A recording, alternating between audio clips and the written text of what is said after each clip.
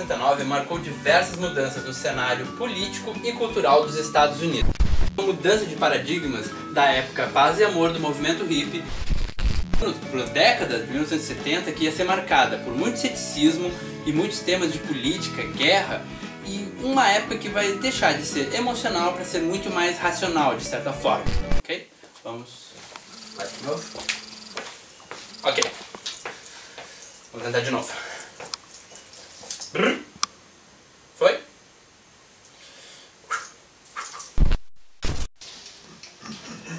Fizeram um tempo aqui? Sim, muito obrigado pelo convite. Adoro ver esse programa. Olá!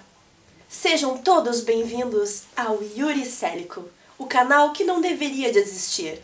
Eu sou Jaqueline Marques e hoje estamos aqui com o nosso convidado especial, Yuri Célico.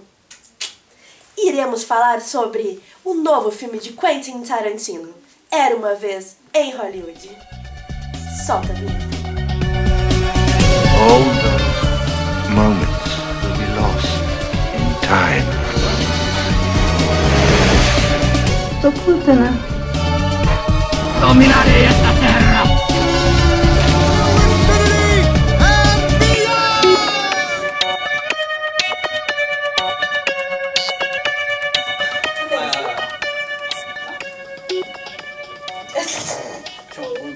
Com esse cabelo vermelho de guampa.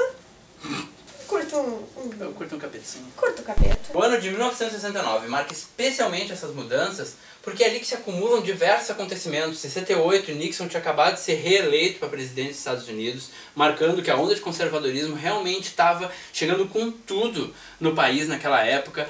A guerra do Vietnã estava no seu período mais violento, a corrida espacial estava no seu ápice, o homem pisa na Lua em julho de 69 e ainda, por cima de tudo, esse ano é marcado pelos assassinatos cometidos pela família Manson, que mudaram completamente como Hollywood estava enxergando o movimento hippie que vinha acontecendo em toda aquela década e marcou de vez a mudança de perspectiva do que ia ser produzido dali para frente. Foi uma época da morte da inocência, segundo a visão cultural dos Estados Unidos, e que inaugurou toda uma época e com certeza mudou tudo que foi produzido dali para frente.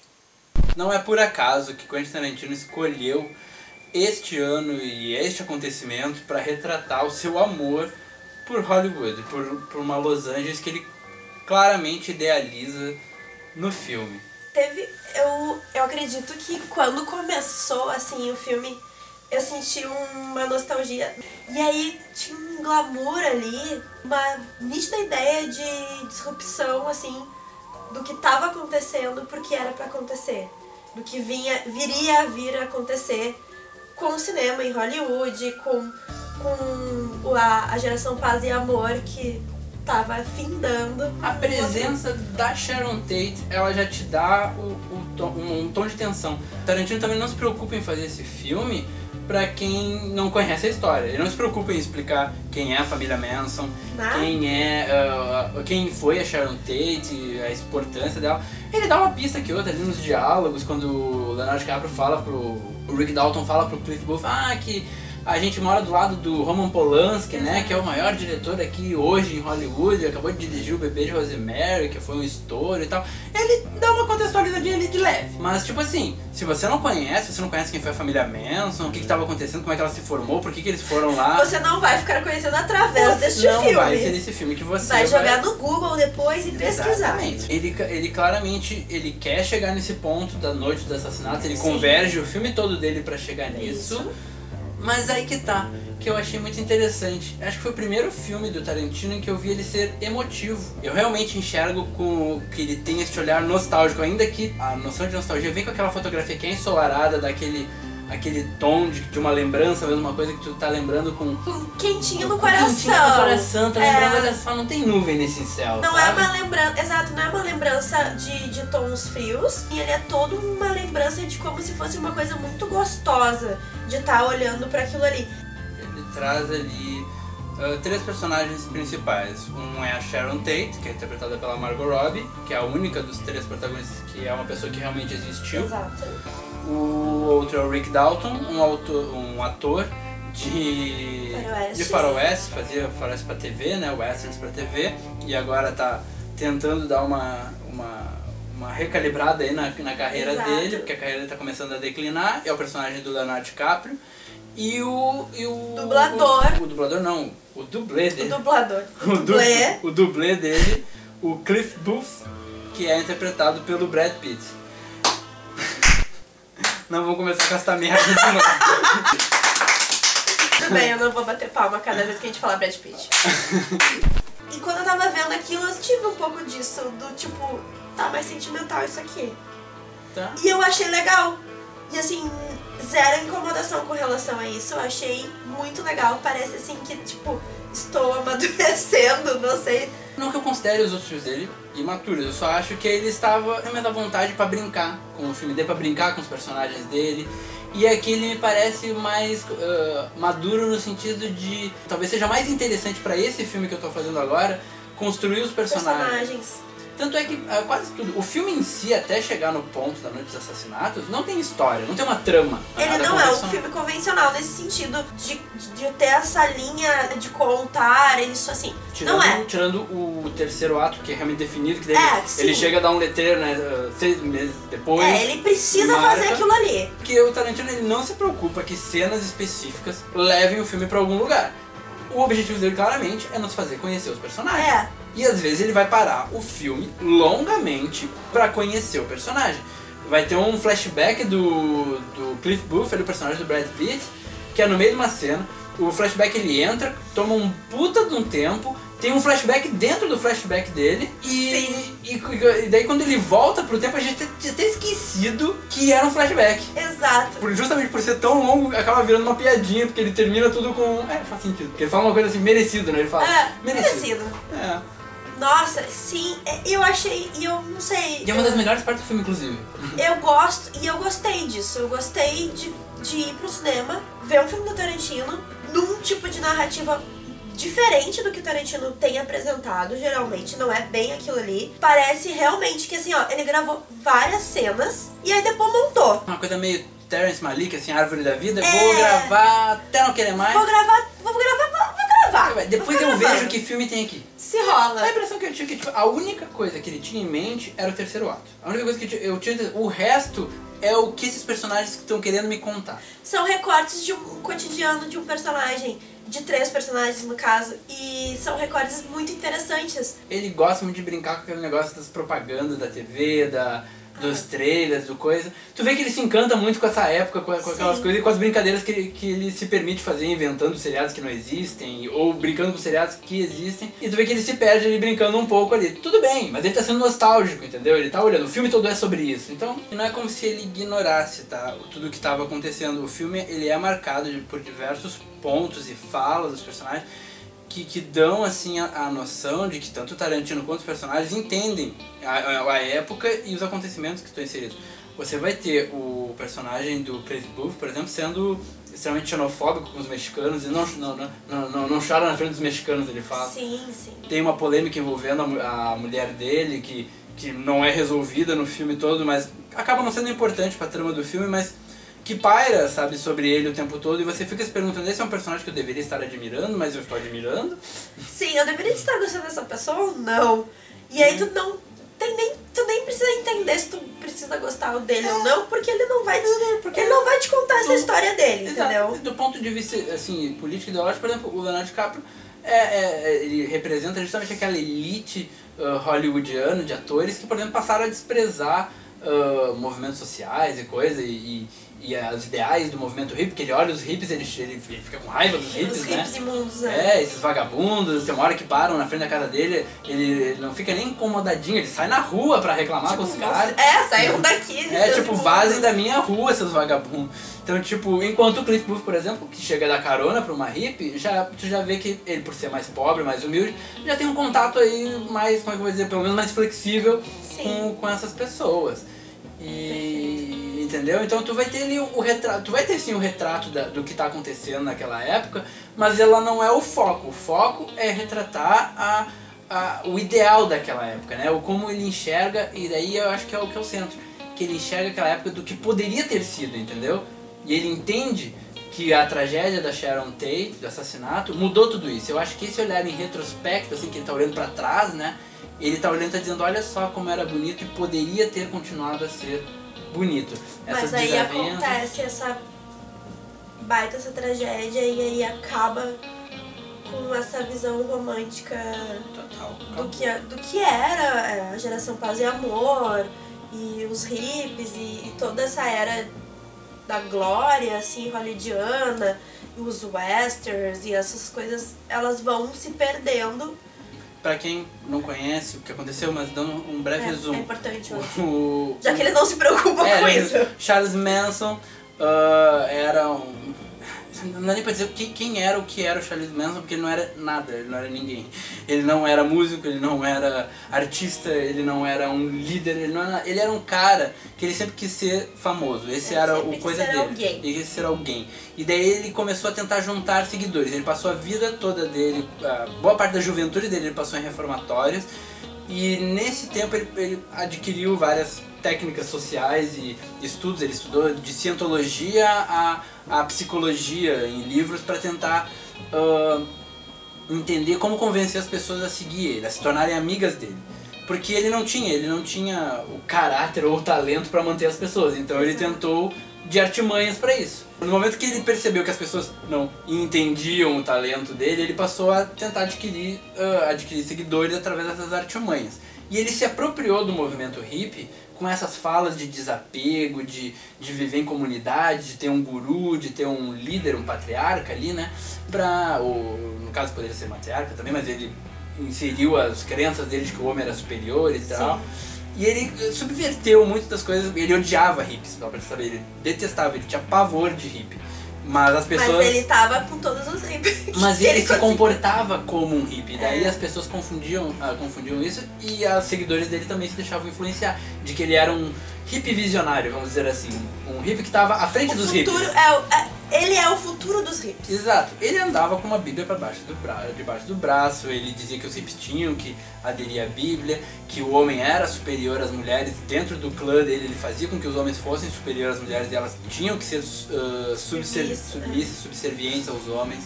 Ele odiava negros e ele entendia que vários dos seguidores deles não partilhavam desse racismo e ele fingia não ser racista ou tentava convencer as pessoas a serem racistas com outros tipos de discurso, tipo aquelas pessoas, elas não são inferiores, mas elas estão contra a gente porque elas acreditam em outras coisas. Sim. Então ele tinha, porque na época o movimento negro estava muito efervescente, os Panteras Negras, etc e tal, e era um movimento que era muito radical, as revoltas raciais que eram chamadas eclodiam dia e noite por todos os Estados Unidos e eram violentas, eram confrontos de movimento com a polícia, tinha morte. Então eles diziam, nossa, a gente representa a violência, a gente é paz, a gente não tem que se meter com eles, entendeu? Era esse discurso que ele aplicava muito. Numa noite, frustradíssimo por não ter conseguido o contrato de música pela enésima vez que ele tentou ser músico e os caras disseram, olha só amigo, você não tem talento. Amigo, zero talento. Zero talento.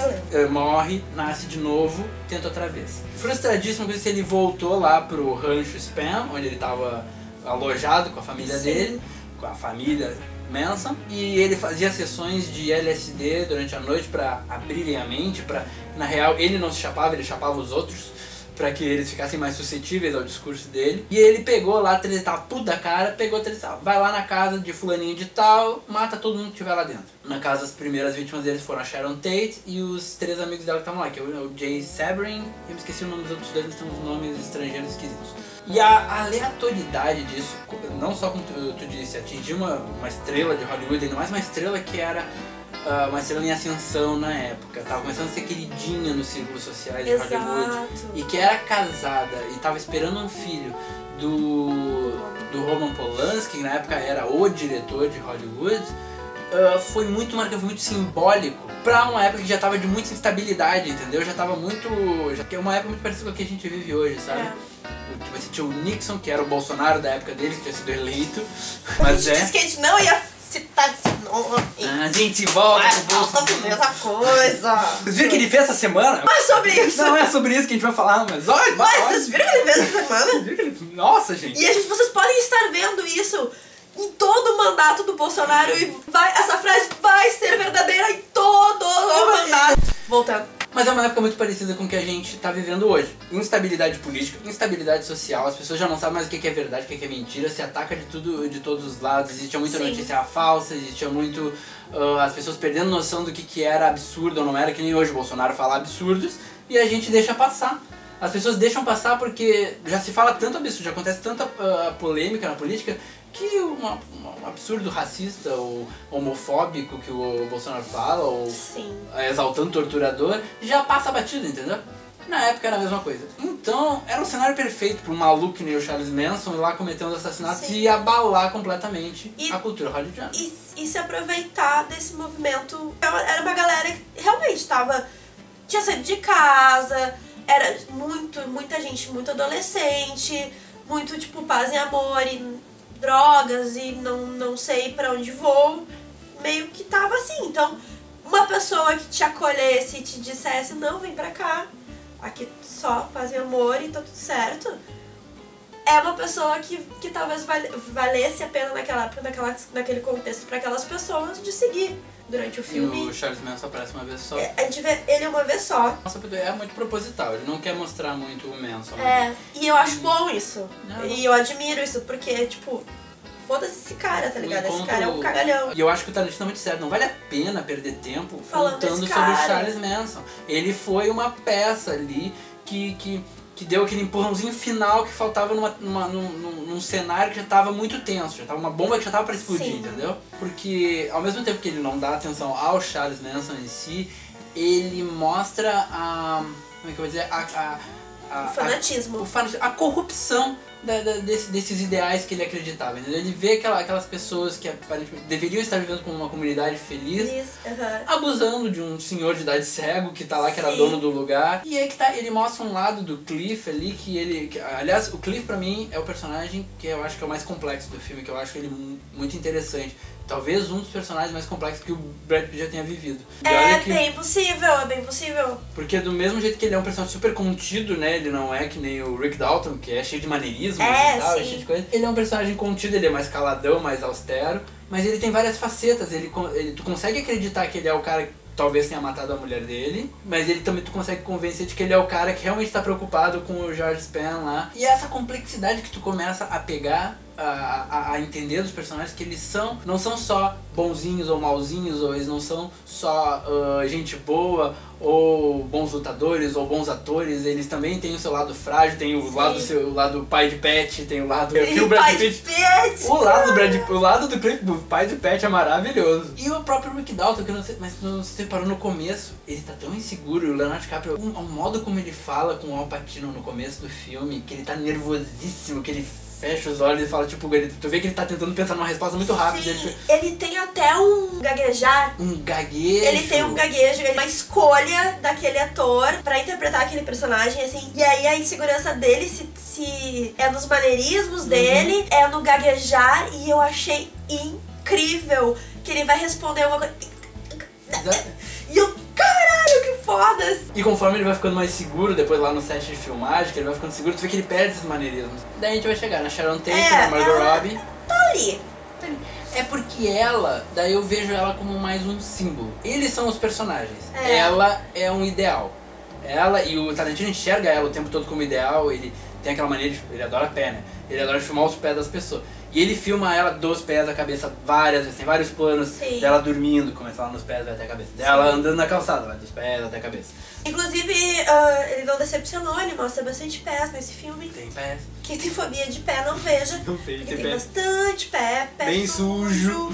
Essa cena especificamente que a gente tá falando agora é provavelmente o momento mais delicado e fofo que o Tarantino já filmou em toda a carreira dele. A Sharon Tate, a Margot Robbie como Sharon Tate, com seus pezinhos sujos colocados em cima da poltrona, assistindo a si mesma, no caso, e o que a gente vê na tela É a Sharon Tate de verdade, no filme de verdade. O Tarantino respeita o suficiente aquela personagem, aquela ideia Aquela pra mulher. botar ela ali de verdade. Se assistindo, então, nesse exercício de metalinguagem que você tá assistindo a Sharon Tate, e ela repetindo as falas e olhando pros lados. Olhando a reação das pessoas. pessoas, sentindo a reação das pessoas. A Margot Robbie, ela interpreta uma encarnação da gentileza, né? Porque ela é a gentileza encarnada. A Sharon Tate no filme, ela pode não ser uma personagem complexa, mas eu acho que é proposital. O Tarantino claramente não quer que ela seja complexa como o Cliff Booth e o Rick Dalton são. Sim. Tanto é que ele observa todos eles mais ou menos com um tempo mais ou menos dividido, mas a Sharon Tate nunca é complexificada. Não. O Rick Dalton é complexificado, o Cliff é muito complexificado, mas ela não, ela é sempre um ideal, ela é sempre a pessoa gentil, Ela com um sempre o sorriso, ideal. que dá carona pras pessoas no meio da rua, assim como o Cliff dá, mas não acaba acontecendo a mesma coisa. Então eles estão no mesmo lugar, na mesma cidade, vivendo mais ou menos as mesmas coisas, mas o Tarantino claramente enxerga ela como um representante de uma ideia, não como um personagem, mas uma representante. E é engraçado que ela seja a ideia, já que ela é a única personagem que na verdade foi uma pessoa real. Aqui ó, essa parte vai ter spoilers, o cabelo da Jaqueline tá solto, então quer dizer que a gente também vai soltar... Soltou o spoiler. Soltou o spoiler, é isso aí, agora tem spoiler. A gente tem que falar do terceiro ato, que é o único ato do filme que é definido, que a gente enxerga, ó, ali tem um ato. Exato. Já entrando nos spoilers, o Tarantino altera o que aconteceu na vida real, certo? Certo. E eu acho muito legal, porque a gente tava falando até agora que ele adota um estilo muito diferente dos filmes dele no resto do filme, né? Naquela primeira parte. Primeira parte não, quase todo o filme. 80% do filme ele tem um estilo um pouco diferente, um pouco mais maduro, um pouco mais sentimental, nostálgico, aquela coisa toda. Emocional. E a partir desse terceiro ato, quando ele entra nesse terceiro ato, ele já entra primeiro com uma narração que não existia, mas como se tivesse alguém contando a história, o que conversa com Era Uma Vez, como se fosse um conto de fadas, né? Exato.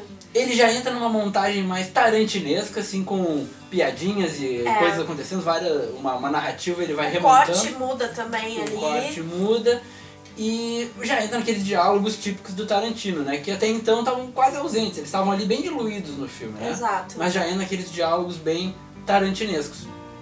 E aí que eu acho legal, porque daí ele tá dizendo que aquele pedaço ali, especificamente aquele pedaço ali... Ele fez pra nós, exatamente, fãs. Aquele pedaço ali é o Tarantino dizendo assim, esse aqui é a minha versão. Essa parte, o resto foi uma homenagem. Agora isso, aqui é a minha vingança. A minha vingança. Ele recria a noite dos assassinatos do dia 8 de agosto de 69, a noite dos assassinatos da Sharon Tate e dos amigos dela lá na mansão, na Cielo Drive. Só que agora tendo interferência, porque agora na versão Tarantino existem dois personagens que na vida real não existiam. Exato. E eles alteram completamente tudo o rumo da história. Eles mudam o rumo da história. É como se o Tarantino estivesse dizendo: a minha existência alterou o rumo dessa história. O rumo dessa história. E essa tudo que vai acontecer daqui pra frente. E essa história que eu teria contado. E de certa forma é fofo, é bonito e é melancólico. É a primeira vez que isso acontece no filme Tarantino. Mas ao final do filme, eu me emociono, você fica com o olho cheio de lágrimas. Ao ver aqueles personagens confraternizando, já que está no spoilers, na zona de spoilers, a Sharon Tate não é assassinada, os assassinos são massacrados pelo... Massacrados. É a cena muito rápida, ela dura acho que no máximo uns 3 minutinhos. E foda-se a cena... E ela é catártica pelo filme todo. Exato. Ela vale pelo filme todo. E aí, caralho... Pode caralho, né? Pode, caralho. Ah, tá. Caralho, pode. Tu tá ali esperando pra ver o que vai acontecer, porque daí a gente chega na noite dos assassinatos. E ele vai contando tempo a tempo o que tá acontecendo. O que vai acontecendo, então... E pelo menos no que diz respeito a Sharon Tate, vai ele conta acontecer exatamente igual. Ela vai jantar fora com os amigos, como ela fez. E aí eles voltam pra casa, eles ficam tocando piano, altos papos até não sei que horas, eles ficam ali. Daí sim eu não quero contar, mesmo pra quem já viu, mas porque quem já viu, sabe o que aconteceu. Que é genial ali, aqueles 3 minutos de massacre, é catártico, é violento pra caralho, é o Tarantino sendo violento num extremo. Se o Tarantino ele é como um pai pra aqueles personagens nesse sentido todo, ele tá enxergando com uma nostalgia, com um amor, aquele é o Tarantino vendo as pessoas que na vida real arruinaram isso. Arruinaram, pelo menos de um jeito simbólico, né? Não são as únicas, mas de um jeito simbólico são o rosto dessa ruína, né? Sim. E ele literalmente acaba. E é engraçado como ele faz questão de acabar com a cara dos três, entendeu? Os três, uma tem a cara estrelada pelo cachorro e depois é queimada. O Brad Pitt pisa com a bota na cara dele. E a outra, tá ele na enfia a lareira. fuça dele nos quadros, na parede, lareira. na lareira, depois na mesinha de centro, e daí quando não tem mais cara, que ele olha assim e diz assim, ó, deu, não acabou. tem mais nada. E toca pra longe. Que é simbólico, de tirar o rosto desse personagem, entendeu? Não é só violência. E tem muito tirar. disso, tá? Agora falando de uma maneira mais séria, que a gente fala muito sobre isso, sobre essas se tem um estudo, né, até a respeito sobre os psicopatas, eles querem que a gente publicize e dê vazão pra esses atos horríveis que eles fazem. Tipo, quando acontecem esses massacres nas escolas, essas coisas, a ideia deles é se tornar um símbolo e é onde a gente fale muito sobre isso. E aí, quando ele descaracteriza isso, que ele tira a cara deles, e tipo, a gente não E não só torna tudo aquilo ali como mais uma invasãozinha de casa, e porque banaliza a polícia cagando. foda-se. A polícia cagando, porque o cara, os três morreram de uma forma horrível. E tipo, o cara cagou a pau todo mundo, tipo, rolou altos massacres ali. E foda-se. O outro vai pro hospital, o outro vai... Foda-se, acabou. Vocês não são importantes. Essas caras que vieram aqui não são importantes. Exato. E aí eu acho muito legal que eu construí é que são importantes. Exato. Os mocinhos, bem entre aspas, que são os importantes.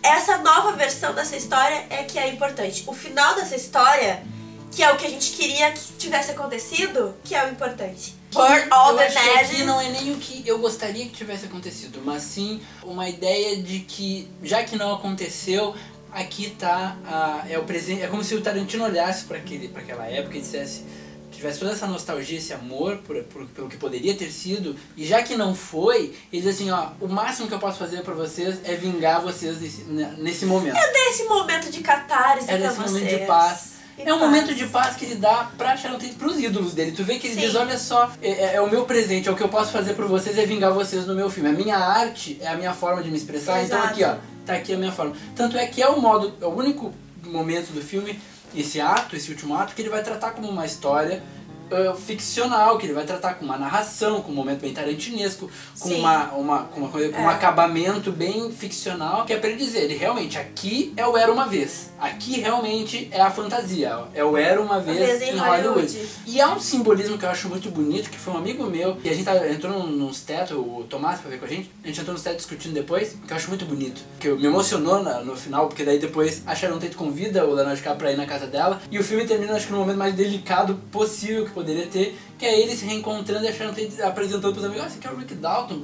grande artista da época da TV, não sei o que, meu vizinho aqui de baixo, não sei o que, e você termina vendo ela grávida, bem, viva, com os amigos dela, apresentando o Rick Dalton, um personagem fictício, então, para as pessoas que viveram de verdade. É como se o Tarantino fosse lá e pudesse ter a permissão de fazer parte daquele panteão, e de ir lá e afagar-se e dissesse, olha só, sinto muito o que aconteceu com vocês, mas no que eu pude fazer, eu salvei vocês na lembrança das pessoas. Sim, nossa, perfeito. Ele abre os portões se abrindo pra ele entrar, como se fosse o paraíso, sabe? Sim, nossa, é bem simbólico, né? Exatamente. Não, e aí, quando acontece tudo, daí o outro vai de ambulância, porque também tem isso, né? Eles não podiam ficar juntos no final, e eu achei muito bacana que eles não ficam no mesmo lugar, e ele falou, meu, fica aí, não tem problema, fica com a tua mulher, tá tudo certo. Tipo, a gente não, a partir de agora, mas a gente não tá mais junto, assim, e eles se separam. Até porque o Rick Dalton cumpre o arco dele, que era o que ele queria. Era voltar a ser um bom ator, era voltar a ser reconhecido, e pra ele o símbolo do reconhecimento era a Sharon Tate.